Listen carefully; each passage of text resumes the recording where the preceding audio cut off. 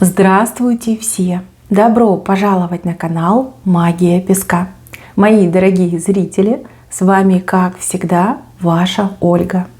Всех вас сердечно благодарю за то, что вы со мной зашли на мой канал, смотрите это видео, за вашу невероятную теплую поддержку в комментариях, лайками, за вашу помощь, мои хорошие. Земной вам поклон! Сегодня у нас будет отсыпочка на мужчину, и мы с вами посмотрим, какие свои чувства он от вас скрывает. Загадайте, пожалуйста, на любимого, либо на того, кто нравится, кто интересен. Представьте его глаза, его улыбку, его голос. Обратитесь к нему мысленно, либо вслух по имени и задайте ему этот вопрос. Какие свои чувства ты от меня скрываешь? Давайте вместе посмотрим. Я прошу высшие силы дать мне возможность ответить на все ваши вопросы и послать для вас только самую важную, нужную и полезную информацию.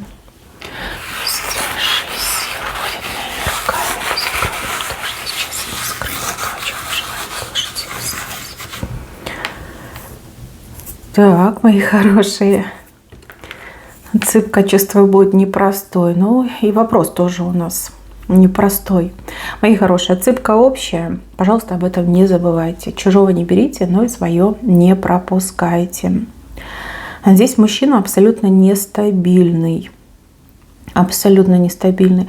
Знаете, вот как мечется он. Либо между двух женщин мечется, либо между жизнью с вами, ну вот в паре, в семье, и вот той свободной жизнью, веселой, разгульной, да, к которой, например, привык, либо который долго жил.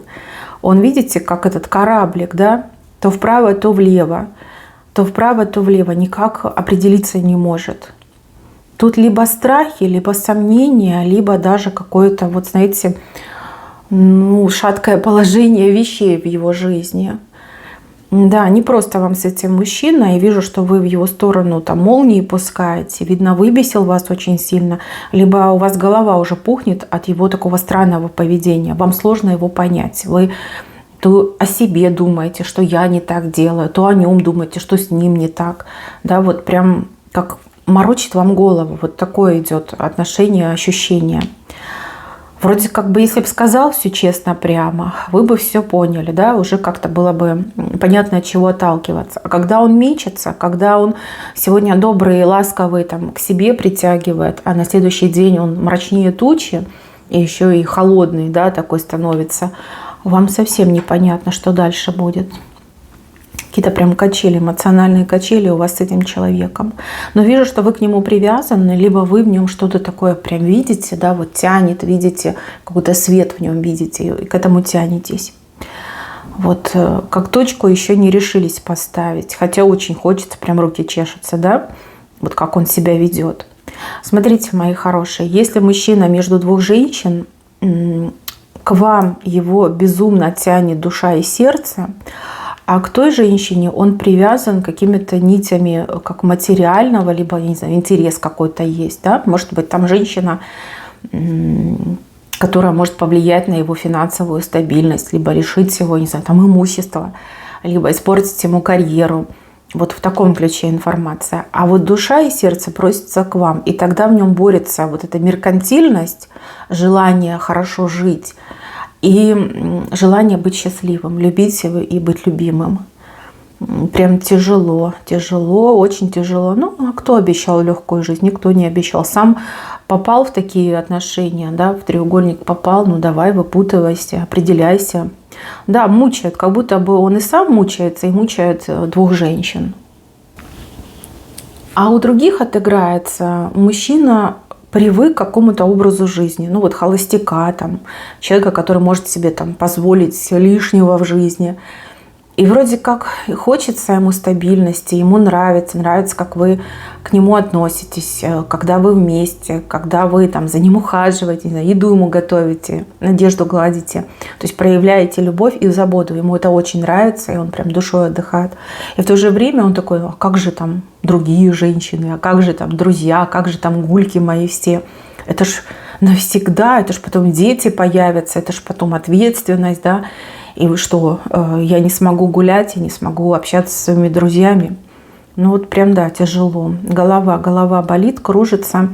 И он как бы боится сделать выбор. Боится, знаете, вот он боится просчитаться. Вот 100% боится просчитаться. Здесь даже, знаете, вот этот шкурный интерес, он его преследует по жизни. И я вам так скажу, из-за своего шкурного интереса, вот это боюсь просчитаться, он очень много всего хорошего в жизни уже пропустил. И если он не поменяется, то еще больше пропустит. Итак, что он от вас скрывает? Какие чувства скрывает? Здесь несколько моментов, и они очень противоречивые.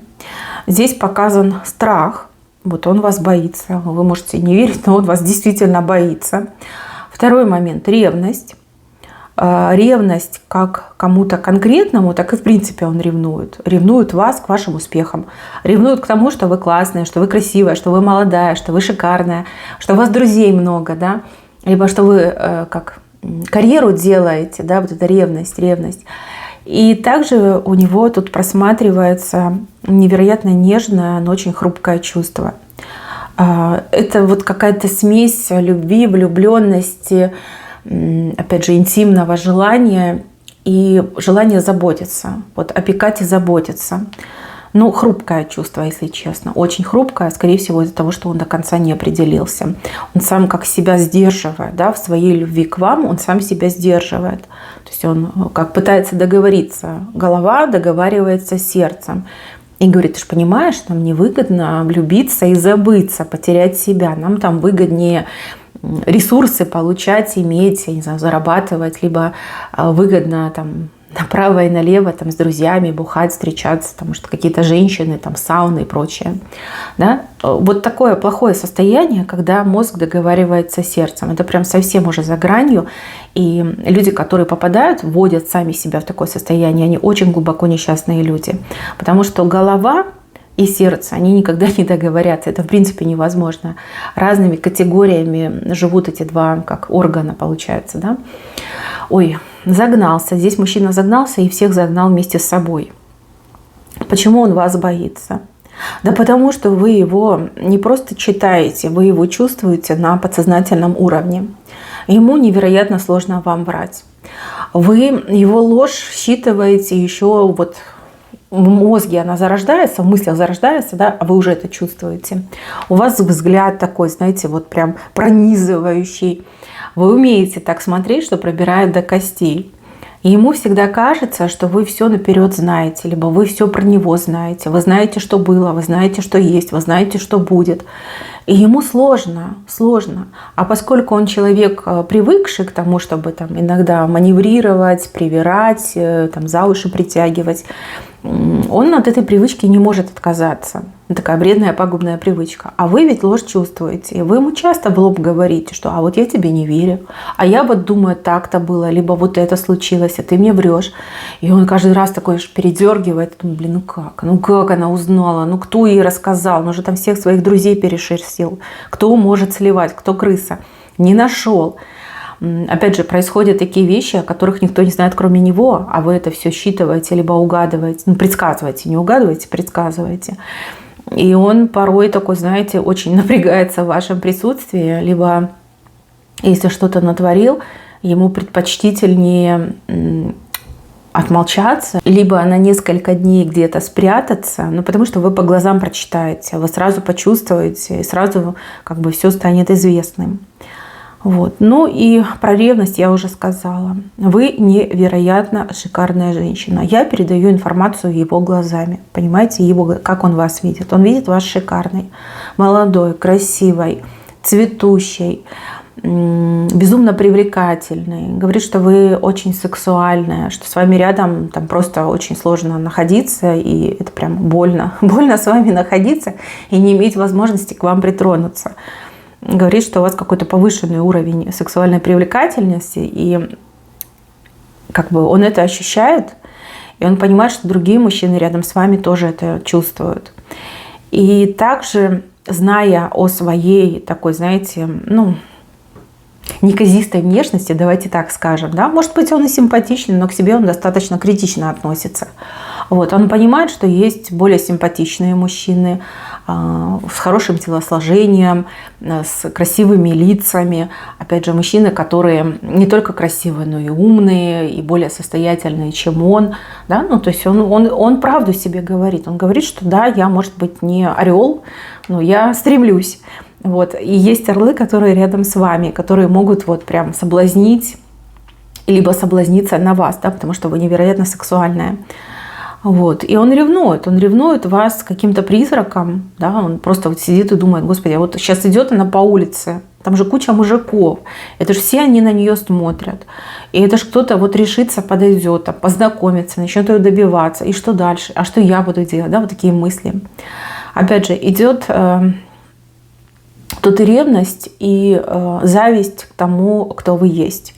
Вот у многих из девочек отыграется, что вы очень нестабильная, успешная женщина в работе, либо в бизнесе. Но опять же, вы все разные. С одной стороны, ревнуют, потому что вы времени много тратите там, на работу, на свой бизнес. А с другой стороны, завидуют тому, что вы успешны. Ну, потому что у него так не получается. Он так не может. Он не может договариваться с людьми. Он не может вести так дела, как вы. Он не настолько практичен, он не настолько знающий, он не настолько там образован, да, не настолько опытный. Вот. И когда вы ему рассказываете о своих повышениях, либо о своих достижениях, там, премии, надбавки, доходы, и он такой сидит, думает: блин, ну как это, ну как, мне так стыдно. Ну потому что я вот прям лузер, да, неудачник, у меня так не получается. А она вот сидит, девушка, женщина, невероятно красивая, да, и вот у нее все получается. Ну как? То есть он на вашем фоне, ну, как-то невзрачно выглядит. Ну, не то чтобы даже невзрачно, скорее как пустое место, извините. Но это его, опять же, это его глазами, это его мыслями. Вот ревнует очень сильно. И я думаю, что он не раз вам говорил, что там завязывай там со своим бизнесом, делами, либо нечего тебе там работать, да, лучше дома будь. Вот в таком ключе. И если вы с этим человеком прям, ну, действительно серьезно будете вместе, я больше чем уверена, что он будет заставлять вас сидеть дома, причем в роли, ну, вот жены, домохозяйки, мамы, типа занимайся домашними делами, вари борщи, там, за детьми смотри и меня с работы встречай. Вот он будет на этом настаивать. Настаивать только лишь по одной той причине, что ему сложно переносить ваши достижения, то, что вы успешны. Вот, и ревность, и зависть идет. Конечно, он скрывает. Конечно, он там пытается натягивать улыбку, говорит, что ой, какая ты у меня молодец, умная, я за тебя рад. Но при этом в душе он этого не чувствует. Он скрывает от вас. Так, ну и по поводу его чувства. Чувство, конечно, да, тут прям такое вяленькое, хрупкое, но оно и есть. И несмотря на хрупкость, оно достаточно вполне себе развивается. И если бы этот мужчина позволил себе признать правду, позволил бы себе наконец-таки определиться, сделать выбор, я думаю, что ваши чувства, они бы уже прям окрепли, конкретно окрепли и дали бы свои плоды. Ну, вот оно, его хрупкое чувство, да, это такой небольшой цветочек, который не распустился и не хватает сил для того, чтобы бутон вверх поднять, да, видите, бутон немножечко накренен. Это его чувство. Но он это чувство холит и лелеет. Видите, вот он сидит и леечкой поливает. Но, правда, леечка крошечная, да, прям капельно как-то поливает. Но тем не менее, вы ему точно не безразличны. И в случае чего этот мужчина готов ради вас пойти на много, если не на все. Да? Ну, потому что чувства есть. Но опять же, если бы не было чувств, не было бы ревности, не было бы этой зависти. И опять же, он бы вас не боялся, ему было бы все равно, что вы там про него знаете. Либо на какой лжи вы можете его поймать. То есть он бы сказал, ну что, ну вру, и что теперь, и что ты мне сделаешь? Да? Либо почему я должен перед тобой оправдываться? Чувства есть, и они все-таки конкретно посередине вышли. Я так понимаю, что обоюдные. Как бы вы в нем там не сомневались, вы тоже к нему что-то чувствуете. Вот помехи, понимаете, идут помехи в виде его этой нерешительности, неопределенности и страха будущего. Почему-то он будущего очень страшится. И почему-то ему кажется, что в будущем просто вот на вилы сядет. Видите, вот они вилы. ну так не хочется на виллы. Ему хочется жить, ему хочется вот такой вот бабочкой, да, по жизни летать. И он петарды взрывать. Да, ярких событий хочется, яркости, праздника, веселья, вот, тусовок, друзей, пьянок, гулянок. Вот такого ему хочется. Но говорит, нет, скорее всего, будут вот эти виллы. Причем он кого-то либо конкретного боится, потому что здесь как образ человека, либо это может быть даже как развязка какой-то истории, какого-то события, да? Будущее страшит его. Может, это та другая женщина, которая может его посадить на виллы. А может быть, эти виллы – это лишиться своей свободы. Опять же, вы разные, сложно трактовать. Да, девочки, сложно вам с ним. И этот мужчина умеет морочить голову. Так, что я должна вам еще передать? Вот у Венцы у нас показаны знаки. Знаки влияния, знаки давления. Здесь этого загаданного мужчину чуть попозже, где-то вот в конце месяца, либо в начале следующего месяца, ждут просто невероятные события, вернее, череда невероятных событий, которые очень сильно поменяют его мировоззрение и которые позволят этому мужчине, либо принудят этого мужчину сделать свой окончательный выбор. Грубо говоря, будет между вами что-либо, не будет, решиться в конце этого месяца, либо в начале нового месяца. Вот череда событий. Здесь где-то 3-4 события, может быть 5. И они прям один за одним. И они либо принуждают мужчину к выбору, к определению, к решению, либо они на него так влияют, что он сможет и определиться, и решиться. Здесь такое впечатление, что судьба берет все в свои руки. И говорит, ну, если сам не хочешь, я тебя заставлю, да? Я на тебя повлияю, да? Ты решишься, выбор свой сделаешь. Вам я настоятельно рекомендую заняться собой, меньше смотреть на этого мужчину и просто подождать. Ну, как расслабиться, довериться судьбе и просто подождать. Вот. Пока он не определился, пока качели в ваших отношениях. Как только он определится, все станет на свои места. Все раскроется, все станет на свои места. Чем закончится, я не вижу, потому что события еще только впереди. И решение его тоже еще только впереди. Но на сегодняшний день, вот как ни крути, душой и сердцем он к вам привязан. И вот этот чахлый цветочек, не распустившийся, он все-таки поливает. То есть чувства к вам испытывает. Так, мои хорошие, на этом все. Берегите себя. Всем спасибо за внимание. Всем пока-пока.